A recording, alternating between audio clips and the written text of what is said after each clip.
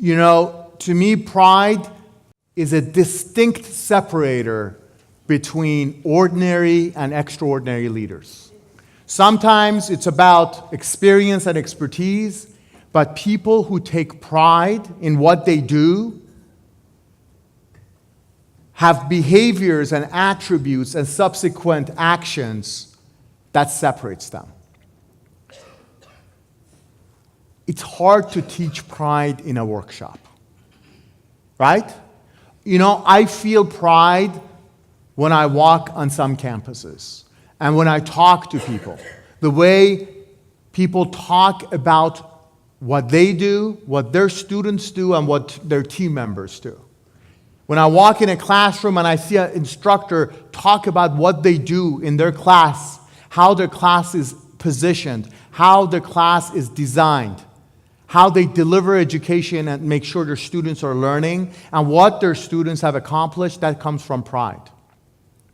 When I hear with an admissions professional talk about how many students that they have enrolled, have completed, and what they're doing, and they're still in touch with them, and they love going to graduation, that's pride.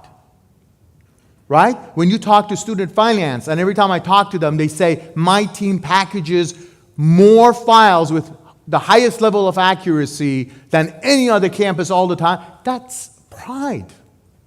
Right? Pride is so important. When I was talking to Taylor last night, and I bring up Taylor's point because, again, it is hard to rise when it's so easy not to. And Taylor rose. And so did several of his campuses. And when he talks about career services and what he has achieved, all I see and hear is pride. Right? Again, all of us have problems and issues. Nobody's perfect. That's why, I tell you, well, you guys are lucky my wife is here. Just ask her how many problems I have. We all do. But only a few things separate us from others. Pride is one of them. Because pride will allow you to be somebody, to act and behave at levels that others are not. Right? You know what pride means, right? For example, we did a survey of our students through our marketing department under Esther Duang's leadership. We surveyed thousands of students and graduates, FCC, U.S. colleges, and UEI, going back a couple of years. Thousands. In all my years in this sector, in career education and in post-secondary education overall, what I always thought about students coming to our sector, what the reason was? Do you know, I always thought students come to us to get training in a caring, safe, supportive environment and to secure employment in an academically related profession. Right? I've always thought that. Always. And I wasn't wrong, and you're not wrong, because I'm sure all of you have always had the same understanding, right? Career education is about training and education, preparing students for employment in an academically related profession, right? That's what we believe. So, hence, education and training is an instrument. It's a tool. It's a journey, and the ultimate objective is for employment. All true. But the true igniter of the decision a student makes to come to school, of course they're here for training and to secure employment at the end, but the true reason, the true igniter of that decision is their pride. Because they want to build a future they can be proud of, their family members can be proud of, the communities they're in can be proud of. That's when we came up with the tagline, we help students develop futures they can be proud of. That's the igniter. So all of you have stars, right? These stars, when students start, you ask them to write the reason they're coming. Go read them. It's one of my most favorite things to do when I go on a campus, to read the stars. And, they don't exactly come out and say it. The majority of them do. They come out and say, I want to have a life I can be proud of. I want to build a life my children can be proud of. I want my children to be proud of me. I want my mother to be proud of me. I want my parents to be proud of me. I want to matter. That's pride, right? Getting the training, getting placed in a career, that's the instrument. That's the vehicle to fuel that pride. So pride, in essence, is the driver of their decision.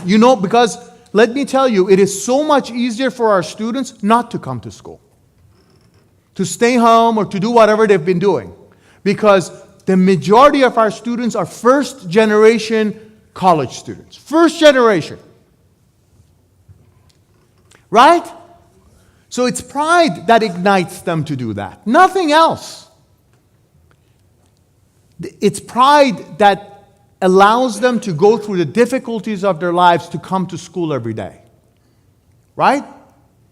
Every single day, 4 hours a day, 5 days a week, do the homework, figure out childcare, figure out transportation, figure out everything else to come to school. Pride is the igniter to come and start and complete this continuum, including working afterward. Does that make sense? When I come to some of your campuses, most recently I was at West Palm Beach, I was at Encino, West Covina, Ontario, Gardena. You know what I felt? The boards that I saw, everything that I walked into the classrooms, I was noticing pride. When I come on a campus and I see the campus being clean, it's not about the campus being clean. It's about people caring and having pride that that's their home. Right? When I was at the Anaheim campus a few weeks ago, at that point the school director was giving me a tour, and whenever he saw something on the floor, he would quickly go pick it up. To me, that's pride. Right? You have to take pride. It's when you invite people to your home. Don't you want everything to be clean? Don't you want everything to be orderly? You're not trying to show off. That's pride. You want people to see your pride. And whenever you go to a campus and everything is all over the place and the boards are bad and the pictures on the walls are from 20 years ago and it's like black and white. It was back before the color the color film has come out. When you see stuff like that, what does it show? Lack of pride, right? Because, again, you can't teach people in a workshop. You can't teach people pride saying, make sure you pick up trash when you see it. Make sure your walls are full of boards that show passion and love and pride. Right? That's shows pride. You cannot teach that in a workshop. You cannot. You know what I'm saying? I went to the Encino campus. I tell you, the minute I walked in, the front desk customer service came around, say hi. You felt it. When Jackie feels it, it cascades down to the whole campus. Right? So, as opposed to if you go to a campus and you see the customer service rep on a personal phone, and you feel like you're being an interruption to her day, pride, not so much. Right? You can't teach that stuff. And when we say, well, how come your customer service person was on a personal phone? Well, she hasn't gone through our training yet. You don't need training not to be on the phone. You are a customer service rep. Somebody walks in, you need to respond. And thankfully I was in a suit. Imagine a poor student.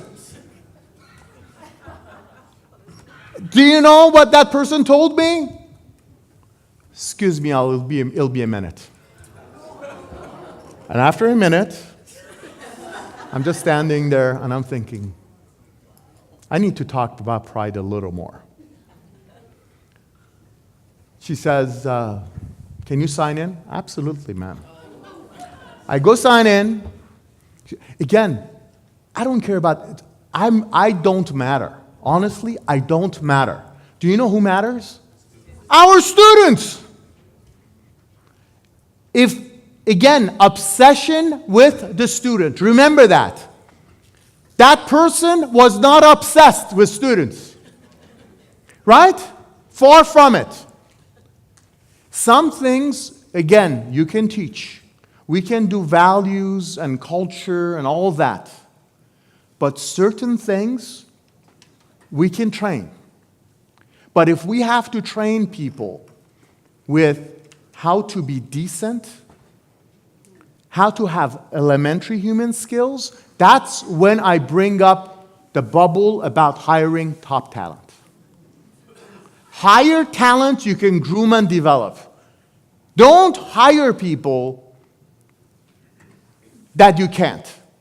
And don't wait for me to come to your campus to point these things out. Right? Again, it's pride. And let me tell you, whenever, going back to the pointing fingers and blaming and so forth, the first thing that people say when you bring up an issue, the first, on the list of problems I say people fill out, you know what they say? I didn't get training. I wasn't trained. I wasn't trained in this area. That's the go-to. Now we have so much training. Now we have another 100 excuses and reasons. Again, all of you are responsible for killing excuses and blaming. Create people who are empowered to own their job. Even your customer service person must be empowered to own that position. There is no position at IEC that's too little or too big to provide breakthrough customer service to our students. None. None. Does that make sense? Yes. Makes sense, right? Another campus that has incredible pride. Deb Davis, our campus president of the amazing Mighty Morrow campus, most recently lost one of her security officers to a health condition. And I tell you, she cared so much about that person that she almost wanted to miss the Pinnacle to attend that gentleman's funeral. And she cared so much that she wanted to do something special for the security officer who wasn't just a security officer. He was a lot more to that campus. You know why he was who he was? Do you know why he was empowered to be so amazing? Because of Deb Davis. Because of Deb Davis. Because Deb Davis allows her team members to be extraordinary. A security officer is not just the security officer. That person is your friend, is your supporter, is the facilities person, is the painter, is a million things. But that's what everybody does on that campus. That's what everybody does at all of our amazing campuses. People just don't have a title and say, this is the bubble I'm in. I'm not going to do anything else. You have to allow people around you to be all things to all people. You don't need a degree to care. And you don't need a certificate to have pride. Right? Please, please, please send that message out.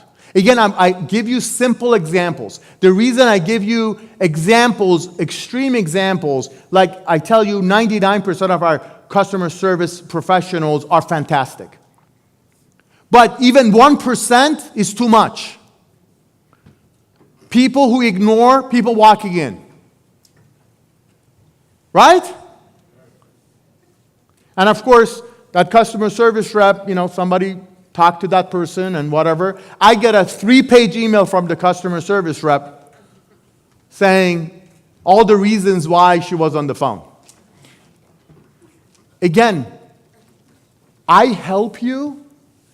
I give you insights and observations, but true owners of a profession don't go tell somebody, hey, the CEO was on the campus and you really screwed up because he's really... No, own it!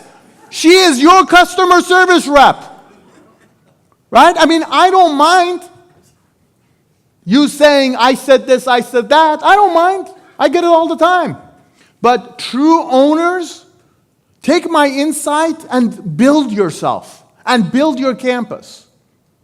Take all this and own it. That's what ownership is. Am I making sense? Yes. That's what pride is. Again, all of these are linked together. That's what you will always end up with. That everything is linked together. Making sense? Yes. Okay. Is Nikki good here? Nikki, can you share a few words about culture? I would love to hear from you. Amazing leader from West Palm Beach. Thank you, sir. So when you asked me to do this, I actually just asked the people who work for me to get some of their ideas. So I jotted them down. But first of all, I would say all the people that I've had the honor to work with are what get me to this room. So I can only be great if I surround myself with great people that I can support. But I would tell you, be one of the first ones in the building. It helps you get ahead of the game. It helps you be ready for when the students come so you can take care of them. Make sure you're accessible to your staff, to your students, to your faculty. Keep that door open.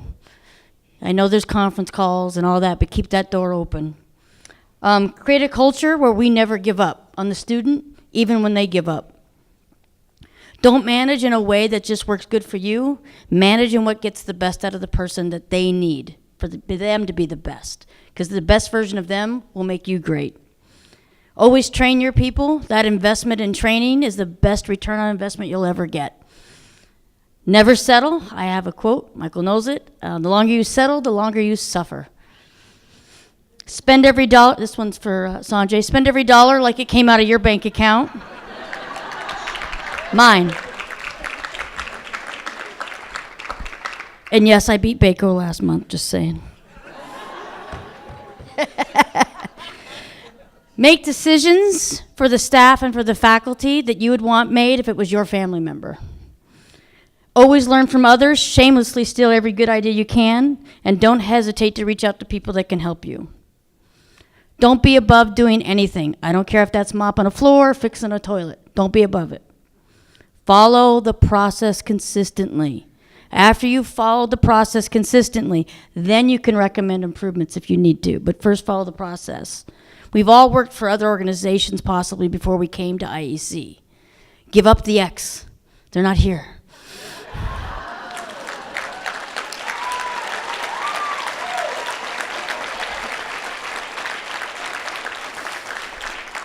I've heard you say this, focus on solutions. Whenever I have a failure, I get 24 hours to be mad at everybody because we failed.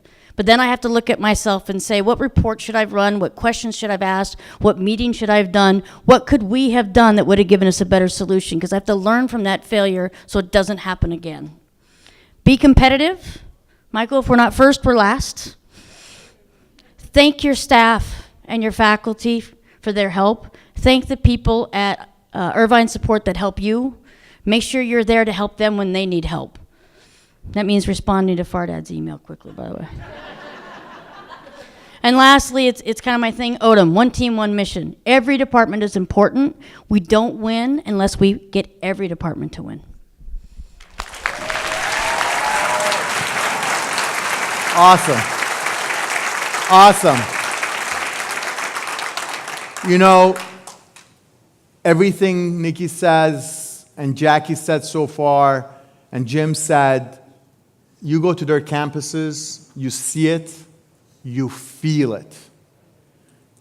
That feeling of our students are in great hands at these campuses, right? Another person I would love to hear you, I would love for you to hear from is Chris Callisto. Chris, a few words from you. Can you hear me? Okay. I'm going to go a little different route. Pride and ownership, to me, are the two biggest things that you have to embrace at this organization. And it all starts with, and I like what you said, Fardad, you can't define our culture as good, bad, or indifferent. It is our culture. And the way I look at it is, when you come here, Fardad hands you culture. And I look at it like a sword. And that sword is double-sided. You can either use that sword to break down the barriers to be the best you can, or you can turn it around and use it as Harry Carey. You have to figure out how you're going to embrace this in order to be most successful in this organization. And I appreciate the fact that when you get that sword, you're given 100% ownership of being the best you can be in your position title. I know many of you, sometimes it doesn't feel that way, but trust me, Fardad gives you 100% ownership. Now, the key to that is accountability is tied to that ownership, meaning you need to make those numbers. Like Jim says, limitless thinking is the only way you're going to survive here, and that's what you have to do. How many of you in this room are here a year or less? Anybody a year or less? Okay. And many of us have been here when we were a year or less. And we thought, and now I've been here going on 11 years. And when I was sitting there where you were at a year or less, I was going, you'd probably be smoking the wrong cigarettes if you thought I'd be here 11 years from now, right? It's huge. It hits you like a ton of bricks, right? But then when you embrace it and you buy into it, one thing, and those of us that have been doing this for 30 years, many organizations tell you it's yours. You own it. You have it. But very few give you that opportunity. You feel like a puppet with strings in most organizations. So my suggestion to those of you that are leaders and those of you that want to be leaders is that you need to take that sword and you need it to break down what you feel are the barriers for you to meet your maximum potential. And when you do that, you don't wait for somebody else to tell you to swing it. Because in this organization, if you're waiting for someone else to wait for you to get to where you need to be, you're going to be sitting at that bus stop a long time, or you're not going to be on it anymore. So I love this organization from the perspective of Fardad has always given me the tools and the opportunity to be the best I can be, to let me be me. And that, to me, is not something I've ever gotten in any other organization. So you need to embrace that. The other part you have to embrace is that no one's going to wait for you to be you. You got to dive into it, you need to take it, and you need to take complete ownership. And trust me, it feels like a whirlwind when you come through this. But once you master it and utilize it to the best you can be, you can move up in this organization and do things you've never done before in your career. So my suggestion to everybody sitting out there today, and you're the best of the best, that's why you're here. You're also surrounded by all those other people that support you in roles that may not be where you are right now. So go out there and swing that sword so you can be the best you can be, but make sure you're setting the foundation for everybody around you to understand that that's what you need to do. Because I know you have a lot of colleagues that are using that sword, not to swing it, but on themselves. So make sure that when you go out there, you do what Fardad has given you, the opportunity to run your own show and be the CEO of your position. Great. Thank you, Chris. Great insights and advice. You know, again, when we say be accountable, own it, we don't want everybody to fit in a specific mold. Like, we don't want people to be these robots, right? I mean, all of us are going to have our issues and our problems and our shortcomings, but the key components of our culture are all around the obsession with student success and all the measures that we use to gauge that, right? I mean, look at Chris. He never responds to my emails. He never responds to my calls. He never, but I don't care.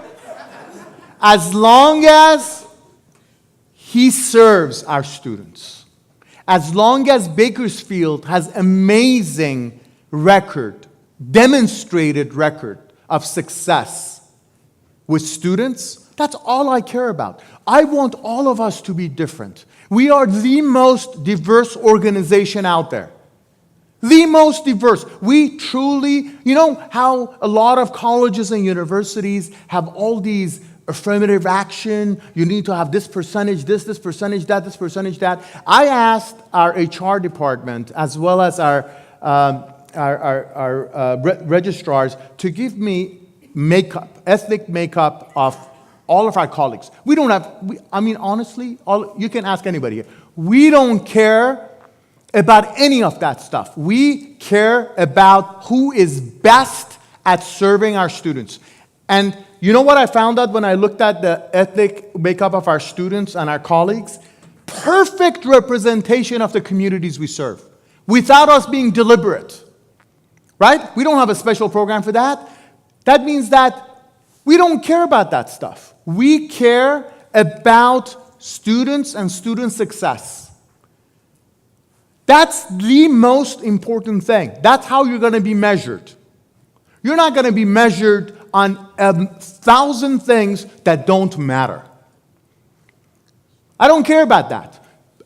But what we do care about the continuum and the experience of our students from the day we call them to the day they graduate and we place them. That needs to be flawless, and that's our work. And that's the objective we all have. Ultimately, that's where we need to get to.